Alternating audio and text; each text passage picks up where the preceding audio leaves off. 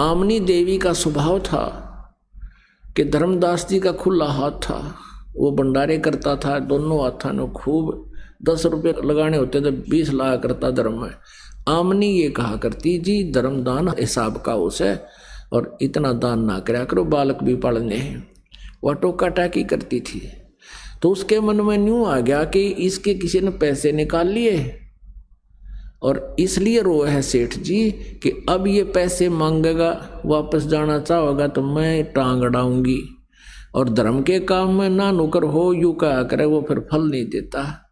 कदे इस दुख में रोता हो तो उस दृष्टिकोण से सांत्वना देती हुई धर्मदास जी से कहती है सेठ जी रो मत, लगता है आपका किसी ने पैसा चुरा लिया, यात्रा का खर्च नहीं रहा, और आपका भगवान ने कितना दे रखा है, आप कितना पैसा ले जाओ और कोई बात नहीं और देगा भगवान, हमने चोर तो चोरी कराया करे, उनका तो नाश होया करे, आप और ले जाओ धन में, नाटू को नहीं।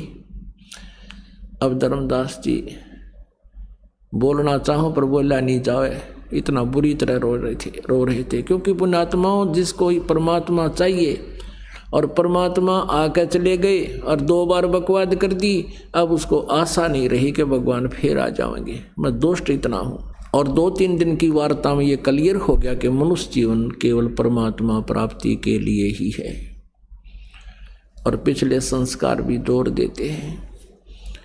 अब धर्मदास ने हिम्मत सी करके रोते रोते कहा कि आमनी यदि मेरा ये भौतिक धन नष्ट हो जाता, कोई नहीं, मैं तेरे से हाथ पैर जोड़ के और ले जाता। आज मेरा वो धन चुराया गया जो कभी नहीं मिलेगा, और वो मिले नहीं, मैं जी नहीं सकता। तब उसने आमनी ने पूछा ऐसा कौन सा धन गुम हो गया? धर्मदास जी ने फिर रोते रोते सारी कथा सुना दी। भगवान थे, मैंने ऐसे ऐसे अपने उस गलत ज्ञान के आधार से परमात्मा के साथ चीटिंग कर दी, सारा ज्ञान सही आत्मा मानने पर मन नहीं मान्या, और इसलिए रो हूँ कि ईब भगवान मिले को नहीं, और वो मिले नहीं, यो ज्ञान एक आने का नहीं जो हमें प्राप्त था, या भक्ति ठीक नहीं, और वो भक्ति मुझे मिली नहीं, मैं कैसे जीऊँगा। अब आमनी देवी बुद्धिमान थी, कहने लगी तू बिजनेसमैन होकर लालाजी होकर सौदा चूक गया। रामकृष्ण हरते कौन सी हमारी रिश्तेदारी थी, उनका भी तो ज्ञान सुना था, ज्ञान सुन के उन पर हम आसक्त थे, अरिसा बढ़िया ज्ञान भगवान सुनागे, आप चुके क्यों करें। तब धर्मदास जी कहता है कि जिंदगी में पहली बार घाटे का सौदा हुआ मैंने, आज तक मैं सौदा नहीं चूका था, इसलिए रो रहा हूँ कि मैं चूक गया, और ये सौदा ये घाटा पूर्ति मेरी हो को ना, मैं जी नहीं सकता। आमनी भी रोने लगी कि भगत का बुरा हाल हो गया। ऐसे 6 महीने बीत गए। धर्मदास जी जरा सा आहार खावे मुश्किल से, और यूँ देखे जैसे बेलनी श्री राम के दर्शनार्थ टकटकी लगाए बैठी रहा करती थी। सब काम काज छोड़ दिया, बैठ जाता अपने मकान के बाहर, सबके चबूतरे हुआ करते, वहाँ बैठा करते छाया में, वहाँ बैठ जाता और यूँ देखता कोई भी साधु संत दिखाई देता, नंगे पैरों जाता दौड़ा दौड़ा, और यूँ देखता ना वो तो नहीं है। फिर कोई पता चला कि वहाँ कोई जंगल में संत आए हुए हैं, बड़े अच्छे पहुँचे हुए हैं। धर्मदास जी वहाँ गया, वहाँ राम रमी करी, नमस्कार करी, बैठ गया। अब ये तो उनको मालूम था कि रूप बदल कर भी आते हैं भगवान। उनसे चर्चा करता, अजी ब्रह्मा विष्णु महेश के माता पिता कौन है, वो ये चेक करने के लिए कि जब भगवान होगा तो वही बात बोलेगा, नकली होगा तो फिर उसकी बोली से पता लग जाएगा। अब वो सामने वाला कहने लगा ये तो अजर अमर है, सर्वेश्वर है, महेश्वर है। जान गया धर्मदास है ये तो कौन ठीक है, उठ के आ गया। अब ये वो भगवान को ना, ये तो एंड बैंड बोल रहे हैं। अब इस प्रकार उसने 6 महीने बिता दिए। अब 6 महीने जब बीत गए, उसकी परमात्मा ने प्रेरणा की उसकी पत्नी में। आमनी ने कहा भगत जी आपकी तो बुरा हाल हो गया, और आप मर गए तो मैं भी मरूंगी, आप इस तरह रहे, आप ज़्यादा समय नहीं आपका। अब ये तो बताओ कि भी भगवान ने कुछ और भी तो कहा होगा, अभी किस तरह मिलेंगे, कोई बातों में कोई बात चली हो। तो याद आया धर्मदास को कि भगवान नु कहते हैं जा जन की महिमा सुनो ताम गवन करन थे, वो तो नगर अमाने हैं जा मेरे प्यारे संत। जैसे ऋग्वेद मंडल नंबर 9 सूक्त नंबर 86 के और मंत्र नंबर 26-27 में कहा है कि वो परमात्मा तीसरे धाम में रहता है, वहाँ से चल कर आता है और भगत की आध्यात्मिक यज्ञों में वो बिजली जैसी गति से गतिशील पदार्थ की तरह चलकर छिन्न में पहुँच जाता है। अर्थात जहाँ धार्मिक भंडारे होते हैं वहाँ परमात्मा गुप्त रूप में अवश्य विद्यमान रहते हैं, चाहे किसी भगत रूप में हो। न तो यू काड़ आग ला दे कि तो उन्हें ना दे, तो पुण्यात्मा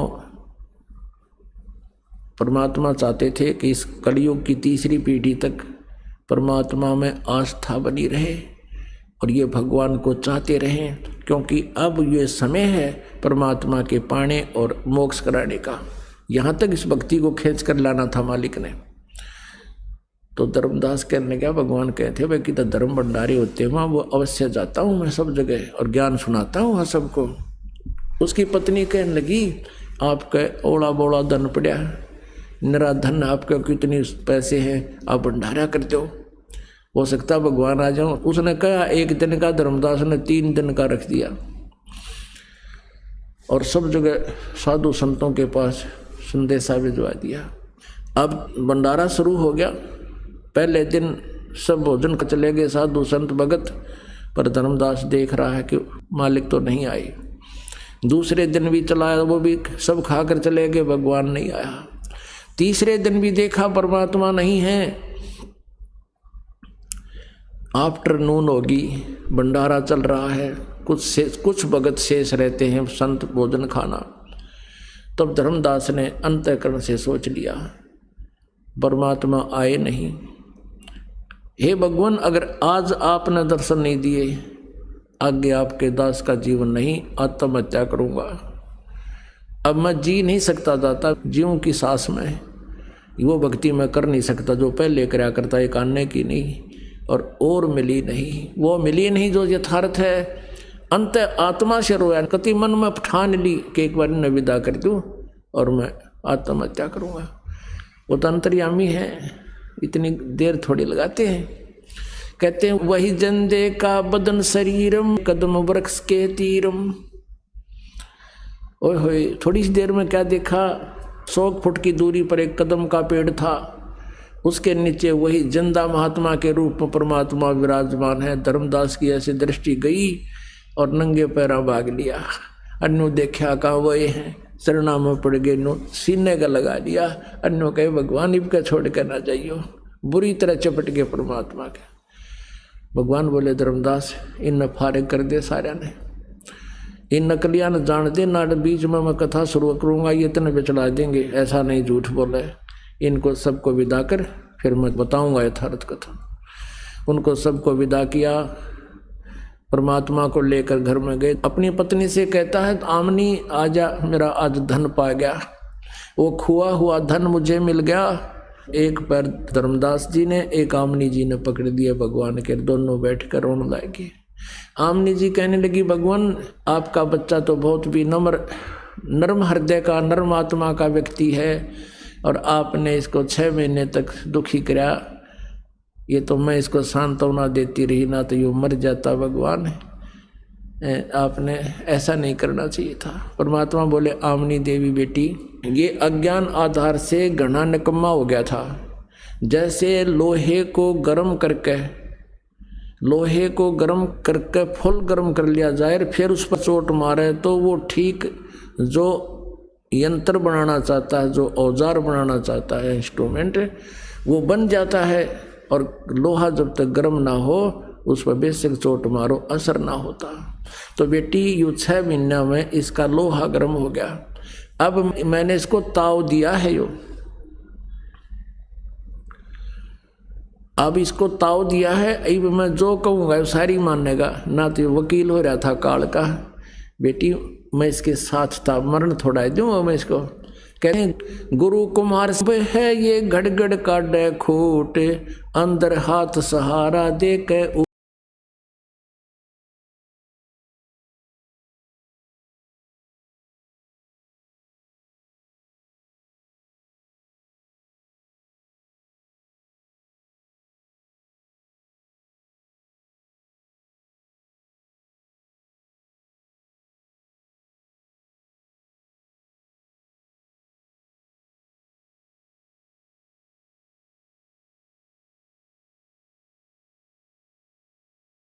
कष्ट पीड़ा इसलिए देता हूं कि तुम्हारा यो बाकापन ठीक हो जा, तुम्हारे अंदर से दोष दूर हो।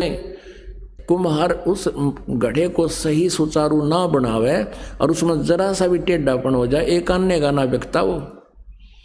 तो परमात्मा कहते हैं इसलिए आपको थोड़ा बहुत कष्ट भी इस मार्ग में रहे तो गॉड गिवन समझना। परमात्मा कहते हैं, आप बताते हैं कि सुख के माथे पत्थर पड़ो, ना मर दे तो जा, बलिहारी उस दुख के जो पल पल नाम रटावे। परमात्मा कहते हैं कि हे भगवान, ये डिमांड किया करो मालिक से, हे प्रभु ऐसा सुख भी ना देना जिसे तेरी भूल पड़ जावे, आग लगो इसे सुख का जिसे भगवान का नाम भूल पड़ जावे, हे परमात्मा उस दुख के जो पल पल नाम रटावे। ऐसा कष्ट बेशक देते रहना भगवान, तेरी याद बनी रहे। फिर धर्मदास जी को और आमनी जी को परमात्मा ने पुनः सृष्टि रचना सुनाई, दोनों ने उपदेश लिया। अब धर्मदास जी कहने लगे, ये भगवान ने एक बात बताऊं? हाँ बता भाई। तो अब क्या कर ले इस मन का? ने बोला भगवान है आपका सतलोक कहाँ है, वो हमने कभी सुना नहीं देखा नहीं, और मालिक भी चाहते थे गवाह बनाना।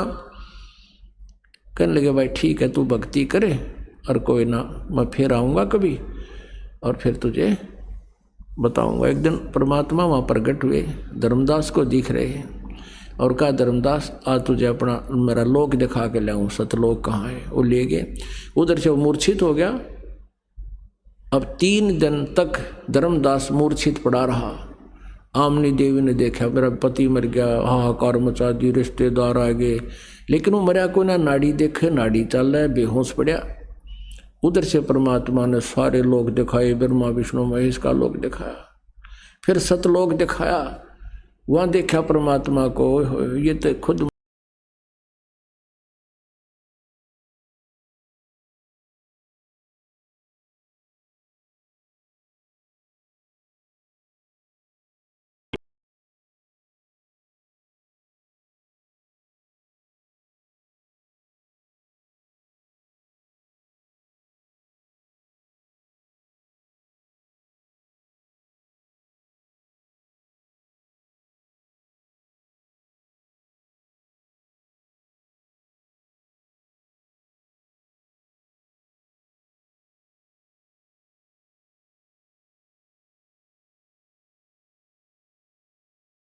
और नीरू नीमा का मुंह बोला पुत्र हूँ और वहाँ जुल्हे का काम करता हूँ, बेटा वहाँ आ जाना, तुझे मैं आगे सार नाम और सतनाम दूंगा और भक्ति करके आप वापस आ सकते हो। आप यहाँ से भक्ति युक्त गए थे, वो धन तुमने वहाँ उस काल के स्वर्ग में महास्वर्ग में नष्ट कर दिया, वो धन भक्ति का। अब वो भक्ति की कमाई से फिर चार्ज हो जाओ तुम, वो नाम ऐसा दूंगा एक ही श्वास के सिमरण में तुम्हारी ढेर सारी कमाई हो जाएगी। अब कहते हैं सतनाम पालड़ रंग होरी हो, 14 लोक चढ़ावे राम रंग होरी हो, 3 लोक पासंग धरे रंग होरी हो, तो ना तुले तुलाया राम रंग होरी हो। एक सतनाम का सिमरण श्वास उश्वास का इतना कीमती है कि 3 लोक, ये स्वर्ग लोक पाताल लोक और पृथ्वी लोक, तो कहते हैं ये पासंग धर दे किसका, ये तो आवश्यकता ही नहीं है इनकी, इतनी तो कोई वैल्यू नहीं। और 14 लोक चढ़ावे, विष्णु का लोक, शिव का लोक, धर्मराज का लोक, शंकर जी का लोक, ब्रह्म लोक, और ये सभी 14 लोक कहते एक तरफ रख दे। एक तरफ तो एक श्वास के सतनाम के सिमरण की कमाई और एक तरफ ये सारा ब्रह्मांड, कहते तो भी वो पलड़ा भारी रहेगा एक सतनाम के सिमरण का। परमात्मा कहते कहता हूँ कहीं जात हूँ, कहूँ बजा कर ढोल, श्वास जो खाली जाता है, ये 3 लोक का मोल।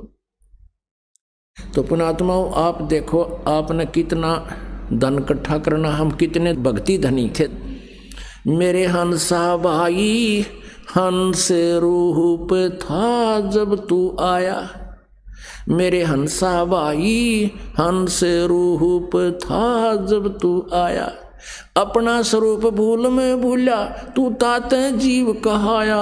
मेरे हंसा भाई जब तू सतलोक से आया तो भक्ति से परिपूर्ण था, अब तू कंगाल हो लिया, अब उतना ही साहूकार बन ताकि तू वहां सथा स्थान पा सके। गीता जी अध्याय नंबर 8 के श्लोक नंबर 5 और 7 में गीता ज्ञानदाता कहता मेरी भक्ति करेगा तो मुझे प्राप्त होगा। और उस परमात्मा परम अक्षर ब्रह्म की भक्ति करेगा तो तत्वदर्शी संत से उस 3 नाम का मंत्र लेकर साधना कर, उस भक्ति के शक्ति के बल से, यानी उस भक्ति की कमाई से तू उस परमात्मा के पास जागा। तब धर्मदास कहता है, मत भेजो महाराज यम की नगरी है मोहे, राख लियो महाराज हमसे बिगड़ी है मोहे, राख लियो महाराज हमसे बिगड़ी है। वहां जाकर पता लग गया हमने क्या जुल्म किया था, हम कैसे वहां नरक में गिरे, कैसे काल के जाल में फंसे हैं। हमने अपने भगवान को भूला और उसको चाहा। नो कहे मुझे रख लो भगवान, हमसे बिगड़ी है, हमसे भारी गलती बनी है, और वो तो काल की नगरी है भगवान, मुझे मत भेजो महाराज, काल की नगरी है। वहाँ से नीचे आते कालजा का पैनू देख, क्योंकि वहाँ जाकर आंखें खुल जाती हैं, दिव्य दृष्टि हो जाती है। फिर भी परमात्मा बोले, बेटा तू चाह, मैं तेरे साथ रहूँगा, फिर तू आना काशी में, वहाँ तुझे मैं मिलूँगा। फिर क्या हुआ, 3 दिन तक तो बेहोश पड़ा रहा, हाहाकार मच रही, और फिर एकदम सचेत हो गया और उठते न बोले, भगवान कहाँ गया, परमात्मा कहाँ गए। तब उसने सारी कथा बताई। अब सौपन भी को ना, क्योंकि सारे रोन लाग रहे बैठे बैठे। फिर धर्मदास बोला, भगवान आए हुए हैं, बनारस जाऊंगा भगवान को पाऊंगा। तो वहाँ काशी में गए, भगवान को देखा और खुशी का ठिकाना नहीं रहा। बोलो सतगुरुदेव। परम पिता परमात्मा पूर्ण ब्रह्म, सारी सृष्टि के रचनहार, कुल मालिक कबीर देव जी, कबीर साहब, ये हम सब आत्माओं के जनक हैं, हम सब के पिता हैं। हम यहाँ काल के जाल में फंसे हुए हैं, हमें अपने मूल ठिकाने का ज्ञान नहीं। वो परमात्मा हम पर रहम करते हैं, दया करते हैं, अपने सतलोक से चलकर यहाँ इस काल के लोक में आते हैं और हमें अपने मूल स्थान की जानकारी कराते हैं, अपनी महिमा से हमें परिचित कराते हैं। उसी उपलक्ष्य में ये 5 दिवसीय समागम या आश्रम बरवाला में चल रहा है। वो पुण्यात्मा हैं जो इस सत्संग के अंदर पहुंच पाए हैं या इनको ये सत्संग सुनने को उपलब्ध हो रहा है। विश्व में यदि सत्संग है तो ये बरवाला आश्रम में है। बाकी सब उवा बाई का ज्ञान कहते हैं, उनके सत्संग का कोई सिर और पैर नहीं है। केवल भोली आत्माओं को चतुरता के आधार से अपने पीछे लगाए हुए हैं। आपका सौभाग्य है कि आपको यथार्थ ज्ञान और शास्त्र अनुकूल भक्ति विधि प्राप्त हो चुकी है।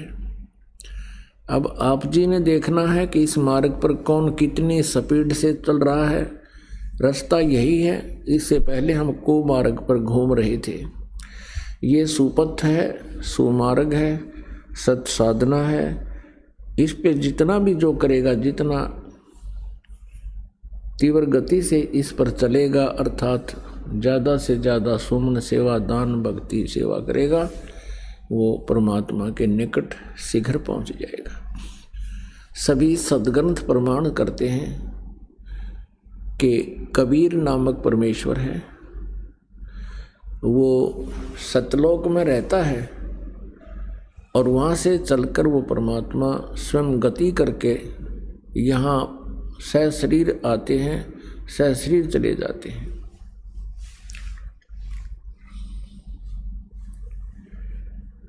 पुण्यात्मा, पवित्र चारों वेद और परमेश्वर के द्वारा दिया गया वो सूक्ष्म वेद, पवित्र श्रीमद् भगवत गीता, ये स्पष्ट करते हैं कि वो परमेश्वर पूर्ण ब्रह्म जो है, उसी की पूजा करनी चाहिए, उसी से मोक्ष होगा। वही हम सबका स्वामी है, वही पाप नाशक है, वही इष्ट रूप में पूज्य है। पुण्यात्माओं, आज चौथा दिन हो चुका है इस सत्संग समागम को, और अभी तक हम परमात्मा की महिमा को आंशिक भी नहीं आपको सुना पाए हैं। परमात्मा की लीलाएं, परमेश्वर की लीलाएं जो हैं वो आज आपको सुनाएंगे। वैसे तो ये भी लीलाएं थी, लेकिन कलयुग के अंदर परमात्मा ने और अन्य कौन कौन सी लीलाएं की जो भगवान किया करता है। पुण्यात्माओं, हमने श्री राम, श्री कृष्ण जी, श्री विष्णु जी, श्री राम कहो, श्री विष्णु जी कहो, चाहे श्री कृष्ण जी कहो, और भगवान शंकर जी और अन्य देवी देवताओं को जो हम मानते थे, वो किस आधार से हमने माना? लोक वेद के आधार से और कुछ उनकी लीलाओं के आधार से। जैसे परमात्मा की तुलना सदग्रंथों से की जाती है, सदग्रंथों से ही उसकी जानकारी होती है, और तुलनात्मक तरीके से जब इन भगवानों को हम इनकी तुलना करेंगे आपस में, तो तब निर्णय होगा। जैसे हम सुनते थे कि भगवान श्री कृष्ण जी ने सुदामा जी के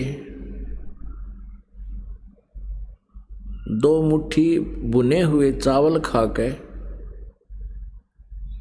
एक सुंदर महल बना दिया और उसको धन दे दिया, उसका गुजारा उस जीवन का खूब हो गया।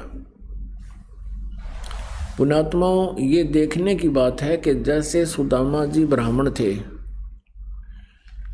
और अति निर्धन थे कतई, और भगवान श्री कृष्ण जी और सुदामा जी एक ही पाठशाला में पढ़ा करते। बड़े होकर के श्री कृष्ण जी तो द्वारका में राजा बन गए, सुदामा जी अपना गरीबी हालत में ही अपना गुजारा कर रहे थे। ऐसी स्थिति होने लगी कि कई बार तो बच्चे भूखे सो जाते थे। सुदामा की पत्नी बहुत बार कहती थी कि आप अपने बताते हो कि मेरे मित्र हैं भगवान श्री कृष्ण और वो द्वारका के राजा हैं, आप उनसे कुछ धन मांग लो। सुदामा जी कहा करते थे, ब्राह्मण का काम मांगना नहीं है। यही सदग्रंथ बताते हैं, जो मांगे सो बढ़ुआ कहिए, दर दर फिरे अज्ञानी, और जोगी जोग संपूर्ण जिसका, जो मांगना पीवे पानी।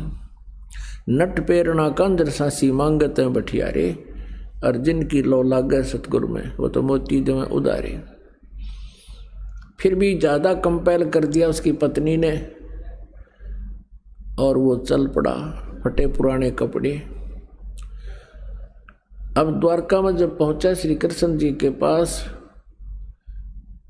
श्री कृष्ण जी ने कहा, क्योंकि जैसे जाते थे रिश्तेदारों को जाते, कोई तो बर्फी ले जा, कोई लड्डू ले जाता है, पहले कसार भून के ले जाया करते थे, और कुछ व्यवस्था ठीक हो ना, उसकी पत्नी ने चावल भून के दे दिए थोड़े से। अब श्री कृष्ण जी ने कहा भी कुछ हमारे लिए लाए हो? उसने वाला कोली पोटली के दिखावे। भगवान श्री कृष्ण ने देख लिया और वो आहार किया। श्री कृष्ण जी ने पूछा कि आपकी क्या व्यवस्था है, आप परिवार ठीक है, कुशल है? तो सुदामा जी कहने लगे, भगवान आपकी कृपा से कोई कमी नहीं किसी वस्तु की। अब उधर से श्री कृष्ण जी ने देख लिया फटे पुराने कपड़े, वो जान गए थे गड़बड़ हो रही है सारी, पर यो महान आत्मा है, ये कुछ नहीं कहेगा। उधर से पीछे से श्री कृष्ण जी ने अपना इंजीनियर बुला लिया विश्वकर्मा, और सुदामा जी का महल बनवा दिया। वहाँ पर 5-7 दिन सुदामा जी को वहीं रखा, अपने मित्र के आप पैर धोए, स्वच्छ का अच्छे कपड़े पहना दिए, और 7वें 8वें दिन वो चलने लगे, जब सुदामा जी कहने लगे अच्छा मित्र अब मैं चलता हूँ, और अच्छा जाओ। अब रास्ते में आके सुदामा जी का थोड़ा दोष आ गया था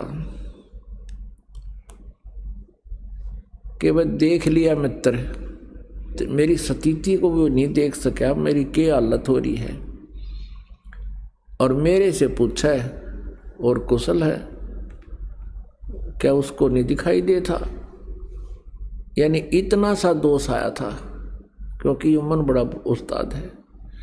इतने में क्या हुआ कि वो नए कपड़े पहन रहा था, रास्ते में लुटेरों ने सोचा कोई सेठ है, उसके वो कपड़े भी तार लिए, कति एक लंगोटी में छोड़ दिया।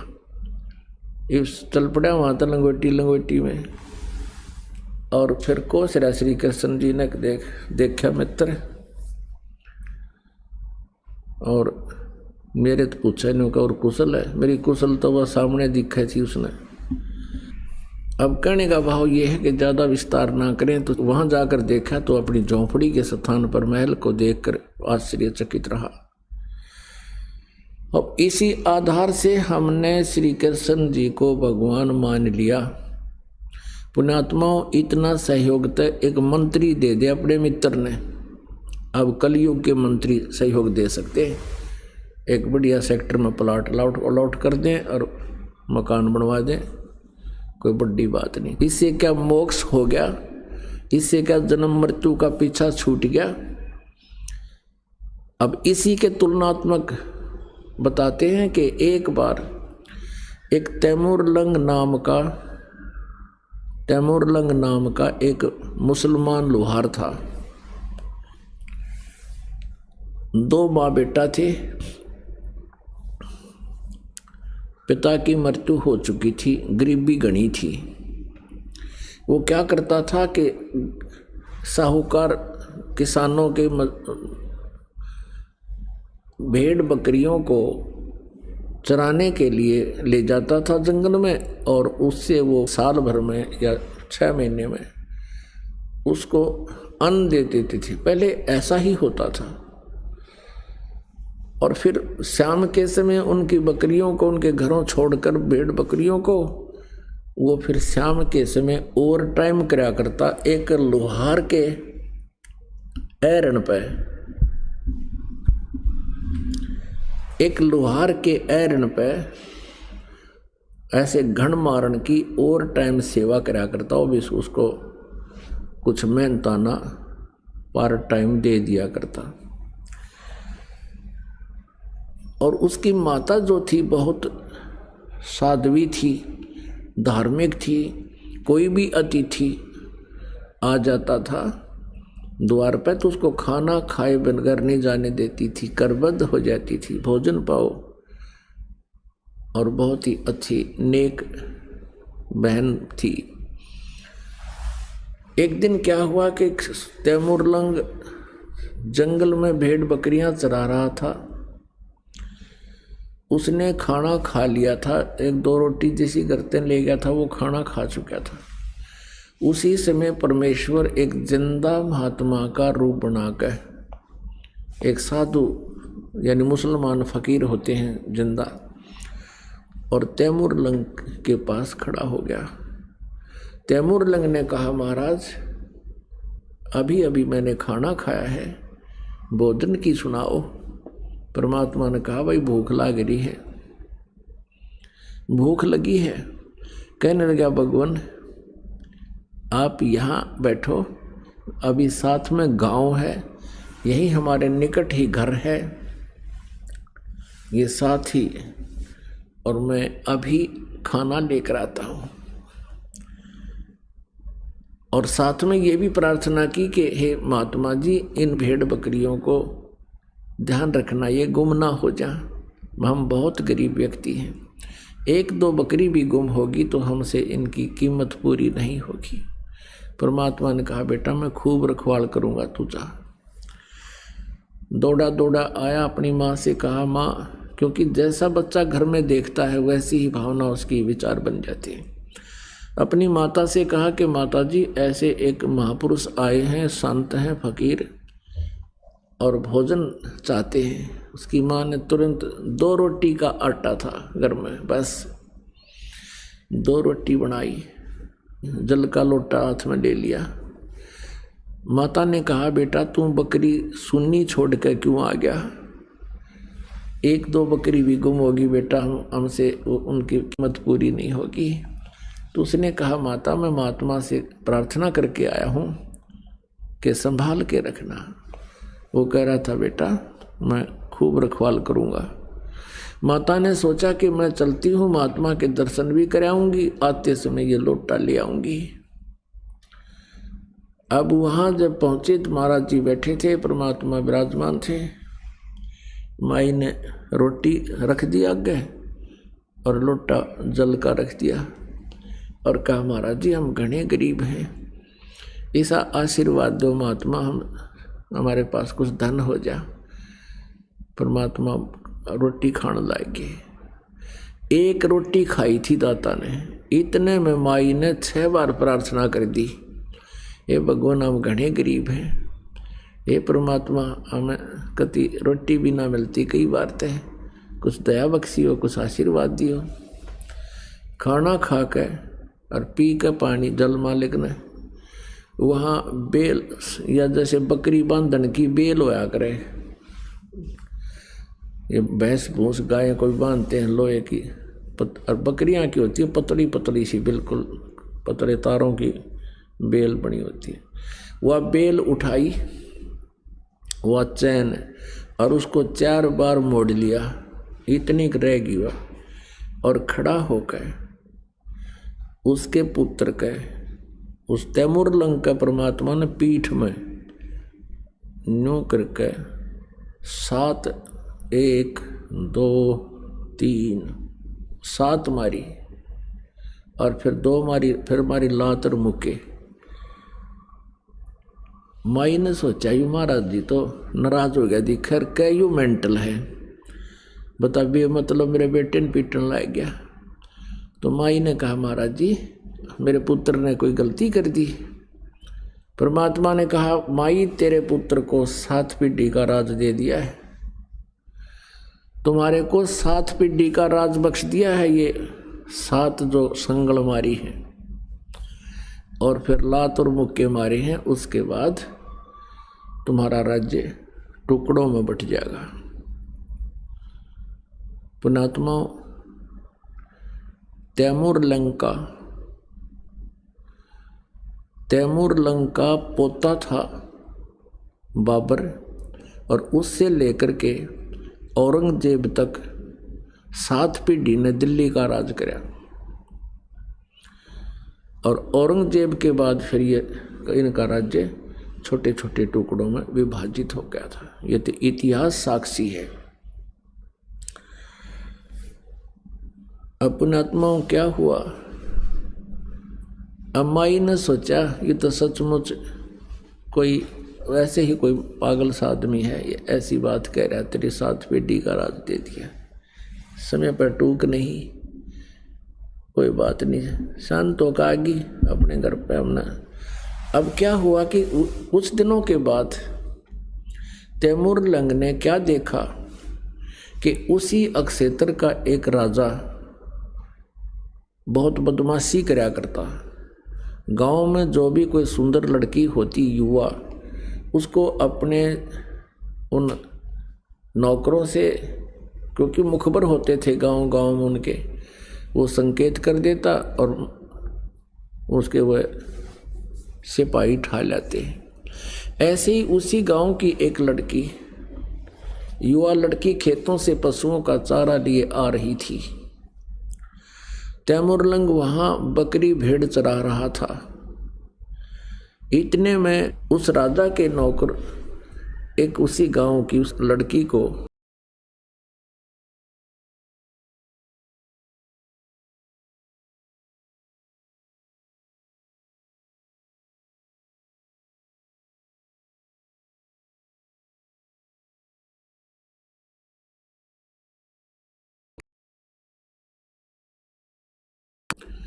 बांध कर सर का कपड़ा और डे का लठ बाज लिया मट्टा उस सैनिकों के कई गट्टे तोड़ दिए।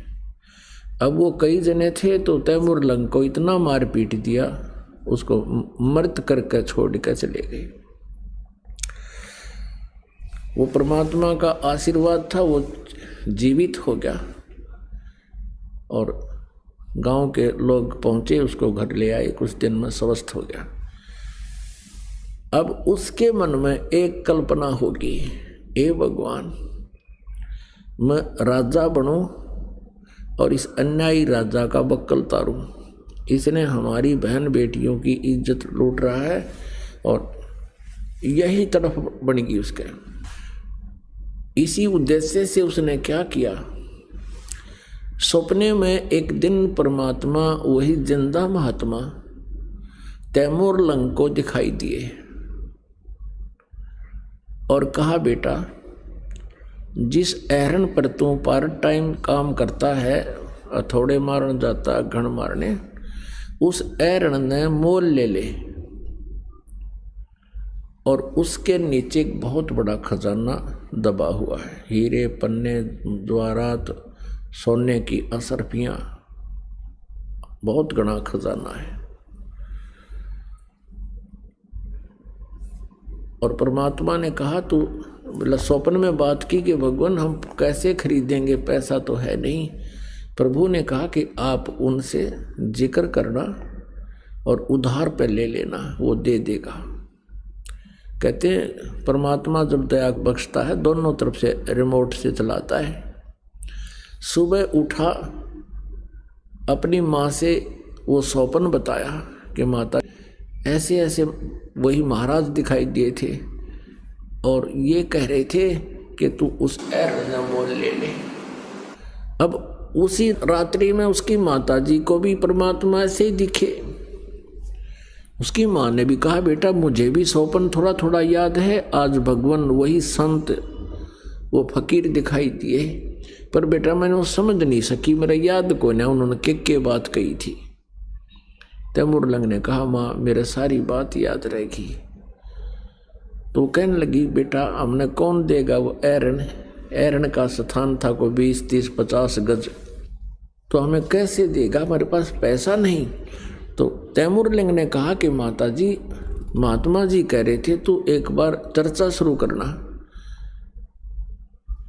माता जी कहने लगी, बेटा देख ले चर्चा करके उधार पे।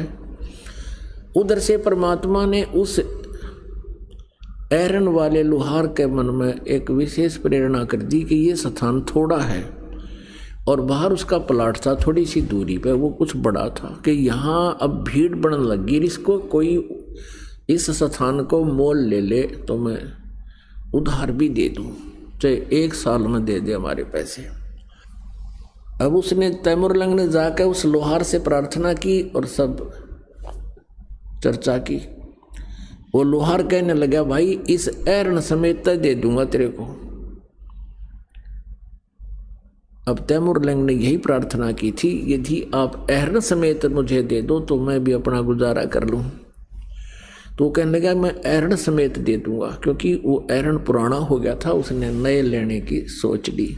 ये सब मालिक की मेहर होती है, जब परमात्मा काम बनाता है वो दोनों तरफ रोल करता है। तो उसने कहा, भी तुम कितने दिन में पैसे दे दोगे? उसने कहा, भी 1 वर्ष में दे देंगे। तैमूर लंग कहने लगा, 1 वर्ष में आपके सारे पैसे दे दूंगा। तो एरन वाले ने कहा कि यदि 1 वर्ष में नहीं दोगे तो क्या होगा? आप पे कहने लगा कि मैं ये एरन वापस ले लूंगा सारा स्थान समेत। तैमूर लंग ने कहा, लिखवा ले बेशक मेरे से, वचन हो गए, ठीक है। उसने 1-2 दिन में वो स्थान खाली कर दिया और परमात्मा ने फिर स्वप्न में उसको दिया कि तू एकदम इस पैसे को व्यय मत करना, किसी को खबर ना लगने देना, धीरे धीरे इसका प्रयोग करना। तो मालिक के संकेत अनुसार उसने पहले उसके चारों तरफ एक मिट्टी की ऊंची सी दीवार बनाई। खोद कर देखा तो वहाँ सचमुच बहुत ज़्यादा असरफी सोना काफ़ी सामान था। अब उसके फिर वह बात याद आ गई है, भगवान में राजा हो बनो और ऐसे निकम्मे राजाओं को मैं फिर सीधा करूं। अब उसने क्या किया, पहले भेड़ बकरियां लाया मोल थोड़ी सी 20-30, फिर उनको बेच दिया, फिर 50-60 लिया, फिर उनको बेच दिया, फिर ले आया, फिर और बेच दिया। अब आम व्यक्ति ने सोचा भाई इसका तो भगवान ने हाथ पकड़ दिया और व्यापार में घना वृद्धि होगी। तो धीरे धीरे उसने ऐसा दिखा कि मुझे बिजनेस से बहुत लाभ हो गया। उधर से उसने क्या किया, अपने नगर के और आसपास के गांव के युवाओं से कहा कि भी ऐसे ऐसे हमारी बहन बेटियों के साथ बेइज्जती की जाती है और हमारे लिए शर्म की बात है, और मैं चाहता हूं कि मैं राजा बनूं, तुम मेरे सैनिक बनो, और मुझे व्यापार में बहुत धन हाथ लग गया है, तुम्हें प्रति महीना 1 रुपया तनख्वाह दिया करूँगा। आज के तय 50,000 हैं, उस समय के 1 रुपया। तो युवा बच्चों ने स्वीकृति दे दी और कहा ये बात गुप्त रखना। लोहार था एक कारीगर, जंगल में एरन डाल लिया, आप पर तलवार बनावे, आप पर डाल बनावे, और हजारों की संख्या में बच्चे तैयार कर लिए। उन्हें तलवार चलाना सिखा दिया और घोड़े खरीद लिए। एक दिन उस राजा को सुबह सुबह जाके और चारों तरफ से उसका किला घेर लिया और आवाज़ लगा दी कि या तो समर्पण कर दे, सरेंडर कर दे, नहीं तो बाहर आ जा, युद्ध कर ले। अब उस राजा ने चारों तरफ से शोर देखा, हाहाकार मचा हुआ देखा, हल्ला हो रहा। अपने मंत्रियों से कहा, मंत्रियों देखो ये क्या हो गया। मंत्रियों ने बताया कि राजा ना जाने कितनी सेना है, कोई अंत नहीं। परमात्मा ने इतनी सेना दिखा दी, 1000 आदमियों के, और इसे दिखा दी दोनों 20,000 आ रहे हैं चारों तरफ। अब लीला मालिक की कौन समझे। और मंत्रियों ने कहा कि राजन सरेंडर करने में ही हित है। तो उसने अपने झंडे झुका दिए जैसे सैंपल थे और हाथ ऊपर न करके सारे बाहर आ गए। उनको अरेस्ट कर लिया, उनकी सेना को काबू कर लिया, उनके हथियार काबू कर लिए, यानी उस पर कब्जा कर लिया। परमात्मा ने उस तैमूर लंग और उसकी माँ को फिर एक दिन बीच में आके कहा था, बेटा भक्ति करो तुम। तो उनको प्रथम मंत्र दिया था। कुछ दिन के बाद तो उसने भक्ति की, फिर वो बकवाद्या में बढ़ गया। भक्ति तो दी छोड़, बाकी राजपाट में उसका ज़्यादा रुचि होगी। तो तैमूर लंग ने फिर दूसरे राजा पर चढ़ाई की, यानी युद्ध कर दिया, उसको भी विजयी कर लिया। फिर और दूसरों को संदेश भेज दिया कि भी मेरे पास इतनी सेना है, या तो युद्ध करो या सरेंडर करो। उस नालायक ने यहाँ तक कि दिल्ली पर भी आके अपना कब्जा कर लिया और दिल्ली के शासन पर, दिल्ली के सिंहासन पर अपना एक नौकर छोड़ दिया, अपना एक दास गुलाम राजा छोड़ दिया और उसको कहा कि मुझे सालाना इतना टैक्स तू देगा। उस कुछ दिनों के बाद फिर उसका पोता बाबर यहाँ का दिल्ली का बादशाह बना। उसके बाद औरंगजेब तक 7 पीढ़ी ने राज किया। फिर क्या हुआ कि ये राज्य पाकर भूल गया भगवान परमात्मा, उसको फिर शिकार में मिले और शिकार में उसके साथ ऐसी घटना की कि उसका घोड़ा बहुत दूर चला गया, प्यासा मर गया, कहीं पानी नहीं, जान निकलने को होगी। परमात्मा नजर आए, साधु संत दिखाई दिए, वहां पहुंचा के शायद यहाँ कोई जल मिले। तब परमात्मा उसी रूप में आगे, जिस रूप में उसको उस दिन मिले थे जिस दिन उसके पास शाम की रोटी नहीं थी।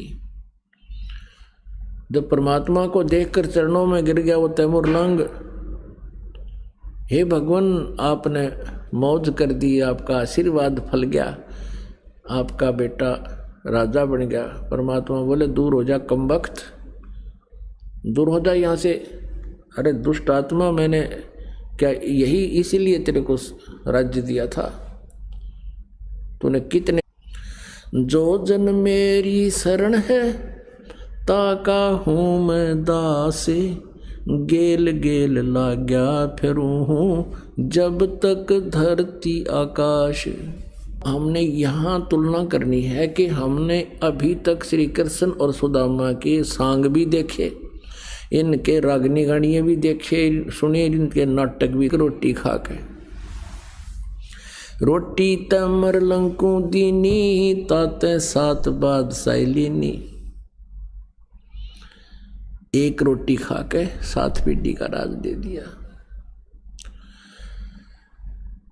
तो पुण्यात्मा, हमने परमात्मा का ज्ञान ही नहीं था, परमात्मा के विषय में हमें जानकारी ही नहीं थी। हम जो भगवान नहीं थे इनको भगवान मानते थे। किनको?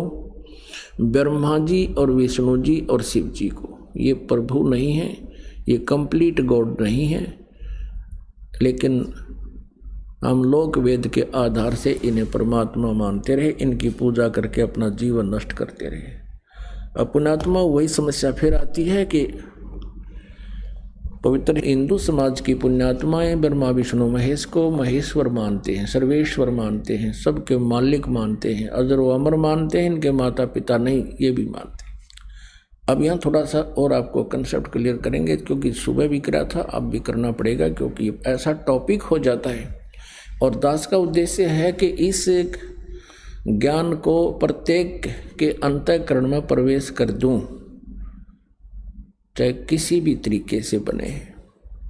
तो ये कह देना कि ब्रह्मा विष्णु ये भगवान नहीं हैं और हम इनकी पूजा करते थे, यदि इतना ही कह के छोड़ दिया और कोई पुण्यात्मा इस प्रकरण को कहीं सीडी या कहीं टीवी चैनल पर सुन रहा हो तो वो वहीं पर टीवी बंद कर देगा। लेकिन अब ये प्रमाण दास दिखाएगा तो वो टीवी बंद नहीं करेगा, 1-2 को और भी बुला लेगा कि आ जाओ सत्संग आज सुनने को मिला मुझे। आपको सुबह भी दिखाया था, अब फिर दिखाते हैं कि ये ब्रह्मा और विष्णु को ये ज्योति निरंजन काल ब्रह्म ये कहता है कि तुम अपने आप को भगवान कहते हो, तुम भगवान नहीं हो, तुम ईश नहीं हो, तुम मालिक नहीं हो। ओए होए, ये दास नहीं कह रहा, अपनी पवित्र शिवपुराण कह रही है, जिनको हम भगवान की महिमा युक्त शास्त्र मानते रहे हैं और मान भी रहे हैं। एक बार क्या होता है कि ब्रह्मा और विष्णु जी में इस बात पर झगड़ा हो गया। ब्रह्मा जी कहते हैं कि विष्णु, मैं सारी सृष्टि रचने वाला हूँ और तू मेरा पुत्र है और तू मेरा सत्कार कर, मैं तेरे द्वार पर तेरे घर आया हूँ। विष्णु जी कहता है कि मैं तेरा बाप हूँ और तू मेरी नाभि कमल से उत्पन्न हुआ है, तू मुझे कैसे तू बेटा कहता है। इस बात पर दोनों का झगड़ा हो गया। तो ये काल जो है ब्रह्म, ये शिव रूप धारण करके ये सबके समक्ष नहीं आता, ये गुप्त रहता है और अपने कर्म और जन्म को अलौकिक बताता है। वो इस तरह अलौकिक हैं इसके जन्म, ये कर्म, कि ये स्वयं सीधे अपने स्वरूप में किसी को दर्शन नहीं देता, इसने प्रतिज्ञा कर रखी है। तो ब्रह्मा और विष्णु का झगड़ा हो रहा था, भगवान शिव ने बीच में सतम ठोक दिया, एक पिलर बहुत लंबा चौड़ा सफ़ेद। तो वो दोनों का युद्ध समाप्त हो गया। फिर वो ऊपर नीचे उसकी खोज करने लग गए। फिर इतने में शिव रूप में वो काल ब्रह्म इनका पिता प्रकट हो गया। अब ये ब्रह्म कहता है ब्रह्मा और विष्णु को कि तुम ईश नहीं हो और तुमने अपने आप को ईश मान लिया, स्वामी मान लिया। बहुत ही अद्भुत हो मिश्रकृत हिंदी टीका सहित और खेमराज श्री कृष्ण दास प्रकाशन बम्बई द्वारा ये मुद्रित है। हम केवल इतना ही दिखाएंगे आपको। ये है शिव पुराण पृष्ठ 17 पे विद्वेश्वर संहिता भाग 1 अध्याय 9। यहाँ क्या कहा कि नंदीकेश्वर बोले, इस प्रकार भगवान ने उन नम्र हुए ब्रह्मा और विष्णु पर अनुग्रह करके उनके युद्ध में जो परस्पर उनकी सेना मारी गई थी उसको अपनी शक्ति से, सबको अपनी शक्ति से जीवा था। और फिर क्या कहता है, उन दोनों की अज्ञानता और वैर को दूर करने के अर्थ दोनों से कहा, मेरे सकल